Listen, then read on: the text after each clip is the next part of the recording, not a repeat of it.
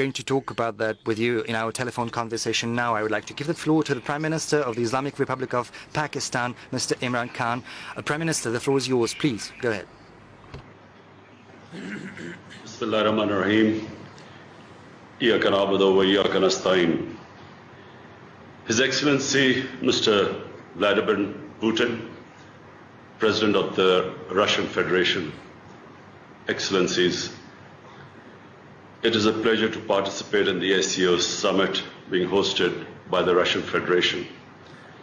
I wish to particularly congratulate President Putin for successfully leading SCO during these extremely troubled times. We welcome Tajikistan as the next chair of the SCO and assure them of our full support. As we speak, Excellencies, as we speak, the COVID-19 pandemic continues to rage across the world, devastating economies, claiming lives, and disrupting livelihoods. Over 50 million people have been affected by the virus, and more than 1.2 million people have lost their lives. The devastating impact of the virus has affected all aspects of human interaction, and especially public health and the global economy. While progress has been reported in vaccine research, it is unclear as to when the vaccine will become universally available. Humanity faces the possibility of a slow recovery and prolonged economic slump, with rising poverty and inequality. Under the circumstances, the imperative of a common approaches to limit the spread of the infectious diseases, reduce the effects, and develop potential remedies has increased manifold. Yet, global harmony, multilateralism are undermined by rising geopolitical tensions, unilateralism, and isolationism. We believe that the SCO fraternity, with its core principles of solidarity and mutual support, would be effective in combating the effects of COVID-19. Excellencies, this year's CHS coincides with completion of 20 years of the establishment of the SCO. Over the past 2 decades, SCO's prestige and influence have grown significantly. At a time when the world is bereft of global vision and shared solutions, SCO has called for effective multilateralism, with the UN playing a central coordinating role. Pakistan also deeply appreciates China's effective handling of the virus, and also the material and technical assistance extended by China to others, including Pakistan. China and Pakistan also are collaborating in vaccine development, with phase 3 trials successfully underway. On its part, Pakistan is open to sharing its own experience in effectively combating the pandemic and keeping the total cases and fatalities relatively low. Our collaborated policy of smart lockdowns and financial support to the most vulnerable segments of the society prevented rapid community spread, protected the poorest from the worst fallouts of the lockdown, and helped stabilize the economy. Our aim has been not only to save people from the virus, but also save people from dying of hunger. Globally, the international community has taken some welcome steps to mitigate the adverse effects of COVID-19. But much more needs to be done, particularly for the poor, who are hit the hardest, both in rich and the poor nations. In this spirit, I proposed a global initiative for debt relief to address debt vulnerabilities of the developing world and to help create fiscal space for them to mitigate the impact of pandemic and achieve sustainable development. We welcome measures taken by the G20 and the international financial institutions to help developing countries, in particular least developed countries, to face economic challenges posed by the pandemic. Further steps are needed to help improve liquidity in developing countries and restore growth. Excellencies, the foreign policy goals of my government are in sync with the SCO's vision of regional connectivity and economic integration. SCO is destined to play a pivotal role in the emerging confluence between the Belt and Road Initiative and Eurasian Economic Union. Pakistan's geographical location provides it an ideal opportunity to crystallize the benefits accrued from the process.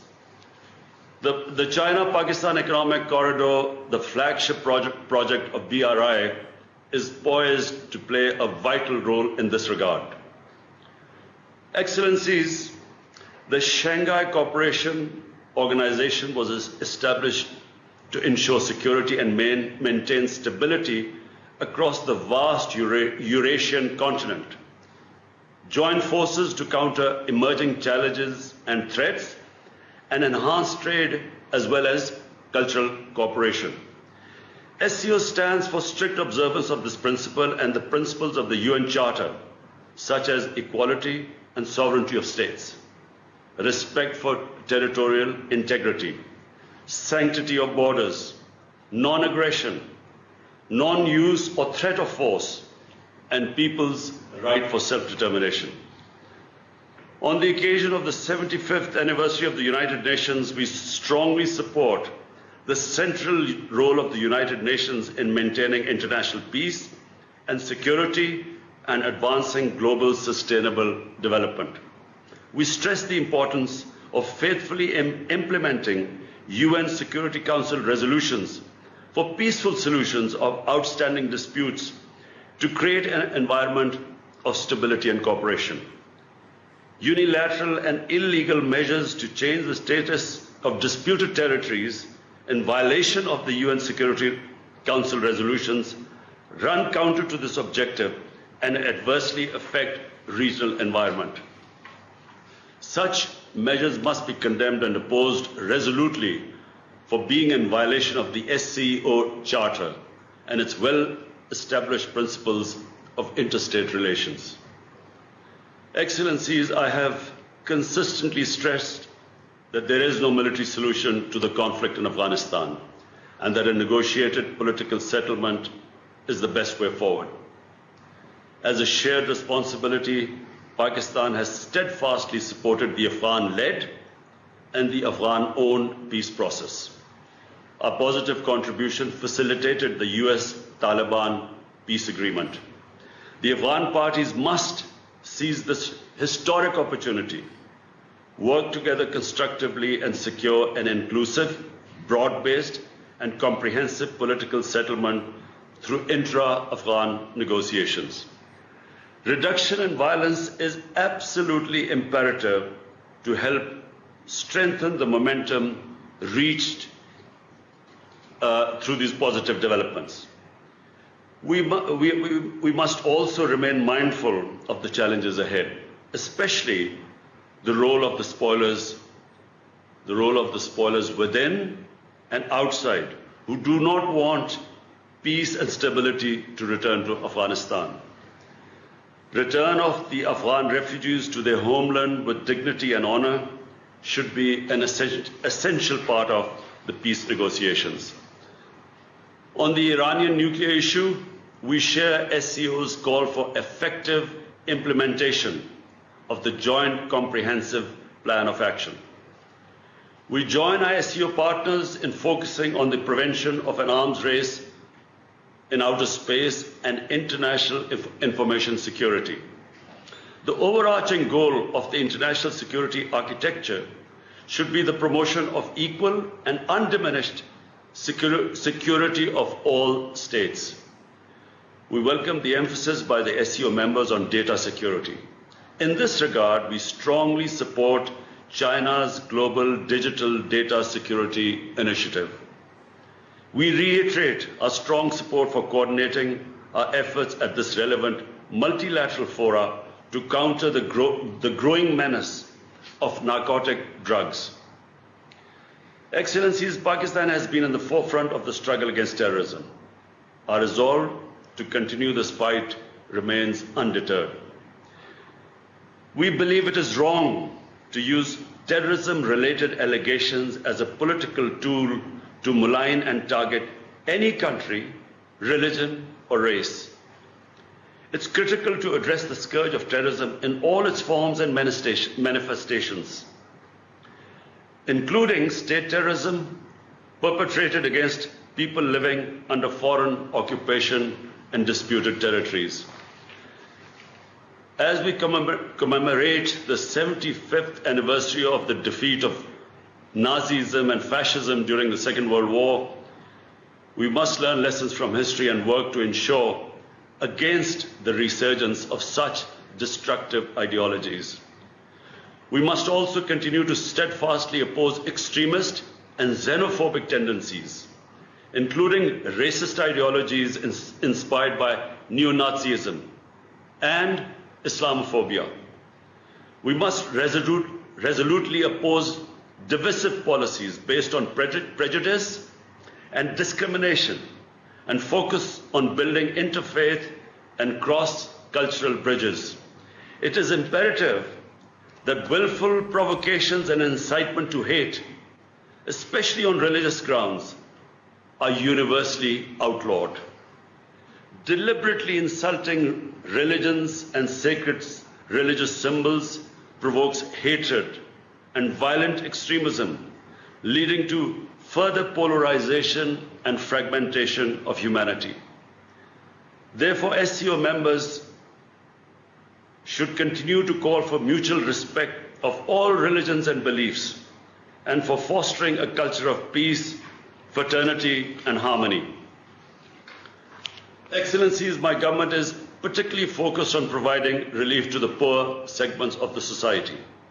And this inspiration we have got from the way China raised 700 million out of poverty in the last 30 years. In this context, we thank all members of supporting our initiative for establishing an SCO special working group on poverty alleviation.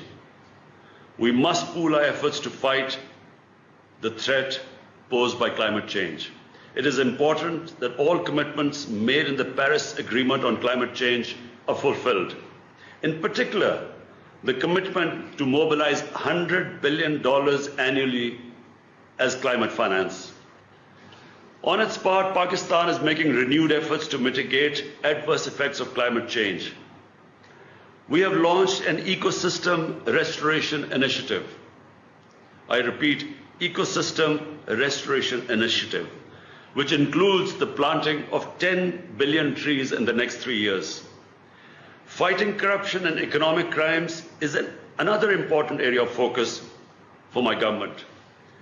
We welcome SCO's emphasis on strengthening international cooperation in fighting these menaces. We must firmly oppose illicit financial flows from developing countries, which impoverish these nations and severely retard their development endeavors. Efforts must be made to bring back the stolen wealth to enable the affected nations realize their legitimate aspirations for development and a hopeful future. I would like to express Pakistan's gratification on becoming a member of the SCO Youth Council. With 65% of our population under the age of 30, Pakistan highly values cooperation in tapping the immense potential of our youth and involving them in the socio-economic uplift of our societies. Excellencies, going forward, I would like to make 6 specific proposals aimed at galvanizing our mutually beneficially, result-oriented efforts through the SCO platforms. First, we should create an SCO knowledge bank of best practices to fight COVID-19 in order to guide us through the second wave and beyond. Second, we should work out a strategy as an SCO action plan to mitigate the adverse effects on the economy of COVID-19.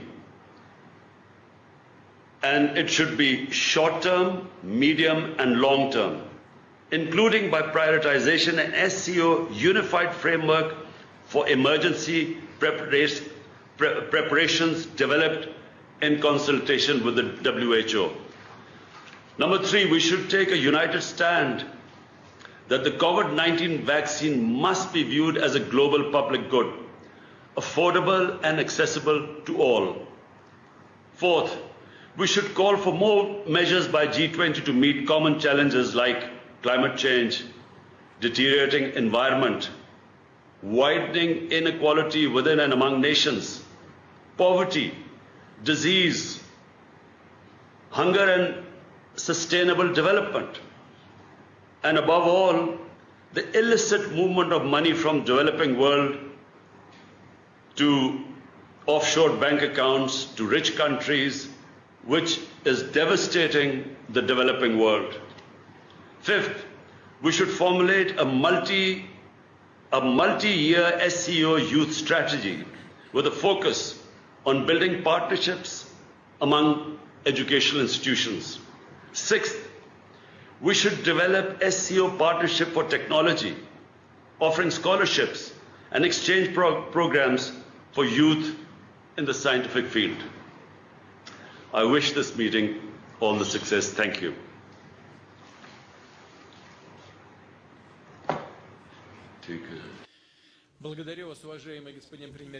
Thank you, Prime Minister. You have touched upon many important topics in your remarks, and I wanted to highlight one of those. It's the initiative to alleviate the debt burden of the developing economies, and Russia is making its contribution, and we're trying to alleviate this burden for our partners. We are indeed making steps on this track. Those are deliberate initiatives, and we are fully cognizant of how important it is to facilitate the efforts of the developing countries to make their way easier. Now, to the engagement of youth, it's a crucial thing. You've mentioned correctly, just like the other issues that you've mentioned, such as climate change. Russia has a broad nationwide system of measures that are geared towards improving the situation, and we have some practices to share. We will try to spearhead the efforts on fighting these tracks, and we stand ready to share our practices. Now, to the vaccines. I fully agree with you in that the vaccine should be a part of global commons.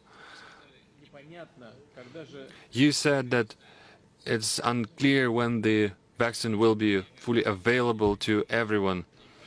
Dear colleague, I can reassure you that we have 2 registered vaccines in Russia, and the trials have already confirmed that A, the vaccine is safe, there are no side effects whatsoever, and B, they are efficient and effective. The third is in the pipeline, the third vaccine. So I'm saying this, they are effective. The people who have been vaccinated and who have contacts with people who have contracted the coronavirus, they don't contract it themselves. This is a proven fact.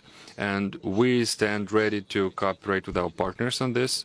And just like President Xi has mentioned, we urge the public at large not to add a political bias to this issue.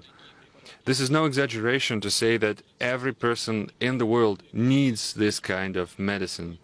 And we stand ready to work with our partners within the SCO and beyond.